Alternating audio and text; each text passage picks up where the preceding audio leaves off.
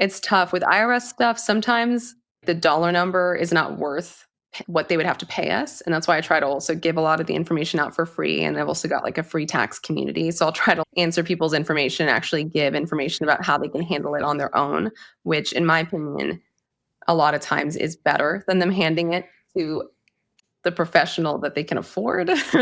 Right.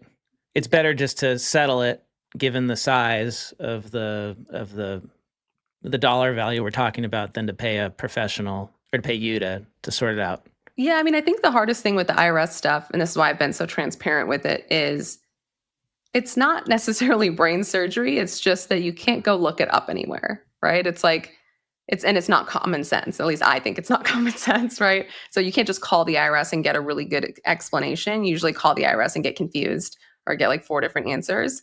And so that's why I've been trying to put so much information out there, because there's so many disputes that are easy, I would say easy to solve if you just have a few critical pieces of information.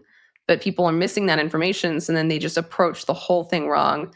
A lot of times both them and their tax professional approach it just completely wrong. They're sending a letter to the wrong place. They're giving long explanations. They're not, they're giving the stuff that's not needed and attaching none of the stuff that is needed.